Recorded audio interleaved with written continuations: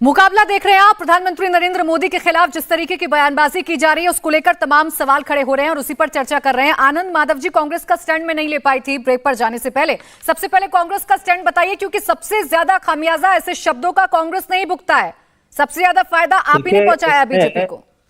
प्राची, एक बात आप स्पष्ट रूप से समझने का प्रयास करेंगे कि इस मुद्दे को उठा कौन रहा है। आपका जो ये वीडियो है, आपके नेता का वीडियो, वो आज का वीडियो तो है नहीं।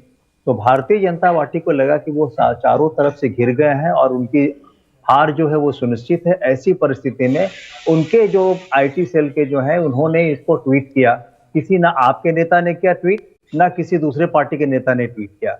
रही हमारे ललन सिंह जी की बात, तो हमको समझ में नहीं आता है कि बिहार में बैठे खाली भारतीय जनता पार्टी के नेताओं को कोई काम है ही नहीं। अपना चेहरा चमकाने के लिए किसी तरह से उनको कोई जगह मिल जाए, इसलिए इस मुद्दे को आप वो हवा दे रहे हैं। सच को आईना दिखाया ना, उससे ज्यादा कुछ नहीं किया है। आप बताइए कि गोडसे की जो चर्चा करते हैं, गोडसे की जो पूजा करते हैं, गोडसे को जो राष्ट्रभक्त वाला बतलाते हैं, उनको आप तो संसद में भेज देते हैं।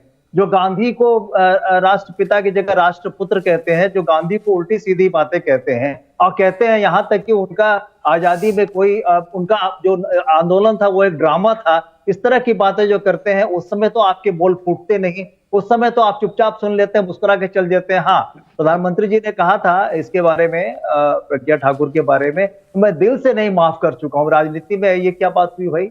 अगर आपको लगता है कि कोई गलत है तो गलत कहिए ना। तो ये है, हमारे बिहार में कहावत है, बिहारी भाषा में कि सूप दिसे चालनी के जकरा अपने 72 छेद।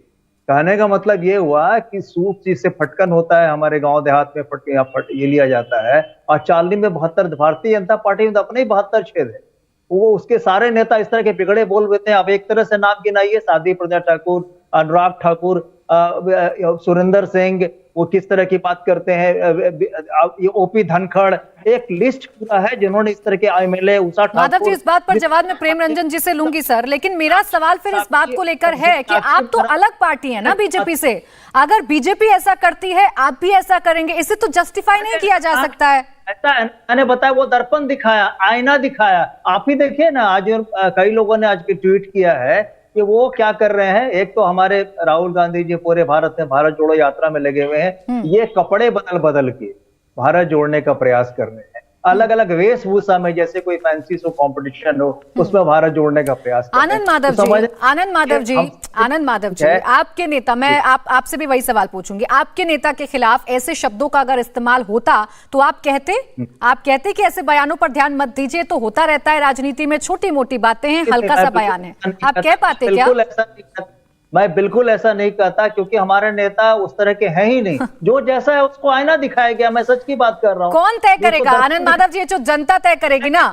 प्रधानमंत्री नरेंद्र मोदी जनादेश पाकर पहुंचे हैं, प्रधानमंत्री बने हैं, आप ऐसा कहेंगे तो आप तो जनादेश का अपमान कर रहे हैं। खैर, प्रेम रंजन जी, इस बात का जवाब दीजिए, आपको अपने अंदर के एक सेकंड सर, आपको अपने अंदर का एक भी छेद नजर नहीं आता है, अपने बयान वीर नजर नहीं आते हैं, लेकिन विपक्ष की बात को आप जरूर झुंझुना लेकर गाने लगते हैं। आज तो बैठे हैं, देश का समय। माधव जी, एक मिनट जवाब लेने दीजिए, आप ही का सवाल है। सफाई मर्यादा को छोड़ने का काम कांग्रेस के लोगों ने ही किया है। कांग्रेस के जिस प्रकार से मणिशंकर अय्यर प्रधानमंत्री नरेंद्र मोदी जी के लिए जब प्रधानमंत्री के रेस में थे, दावेदार थे, उस समय उन्होंने किस प्रकार की भाषा का प्रयोग किया कि कभी वो प्रधानमंत्री नहीं बनेंगे। उनको मैं कांग्रेस मुख्यालय के बाहर चाय की दुकान खुलवाऊंगा, चाय वो बेचेंगे, उसके बाद नीच स्नातक करके उनको संबोधित करना, ये सारी भाषाई मर्यादाएं कांग्रेस के लोग तोड़ते रहे। अगर इसका जवाब हम देते हैं, ईट का जवाब पत्थर से, तो इनको लगता है कि ये भाषाई मर्यादा जो है तोड़ते हैं। आपने भाषाई मर्यादा को तोड़ा। एक संवैधानिक पद पर बैठे हुए व्यक्ति, एक देश का प्रधानमंत्री है, उसके खिलाफ इस प्रकार की भाषा, प्रकार की बातें करना नहीं। प्रेम रंजन जी, देखिए, इस बात को फिर मैं मुझे आपकी बात से भी आपत्ति है कि कांग्रेस अगर ऐसे बयान देगी तो आपको भी लाइसेंस मिल जाएगा ऐसे बयान देने का। नहीं सर, ये नहीं चल पाएगा। आप तो सत्तारूढ़ पार्टी है, सबसे ज्यादा डिसिप्लिन पार्टी है। आप तो ध्यान रखेंगे कम से कम कि क्या बयान दिया जा रहा है और क्या बयान नहीं दिया जा रहा है। प्रेम रंजन जी, रुकिए सर, एक साथ मत बोलिए। प्रेम रंजन जी सुन भी लीजिए, आपके लिए बहुत सारे सवाल खड़े हुए थे सर। आपके उन तमाम बयानों पर भी तमाम पैनलिस्ट अभी बोल रहे थे कि उस पर तो आप कुछ नहीं बोलते हैं। उसे तो आप पानी पीकर एकदम गटक जाते हैं, लेकिन अगर दूसरा कोई उफ भी कर दे तो आप उसे मुद्दा बना लेते हैं, विक्टिम कार्ड खेलने लगते हैं।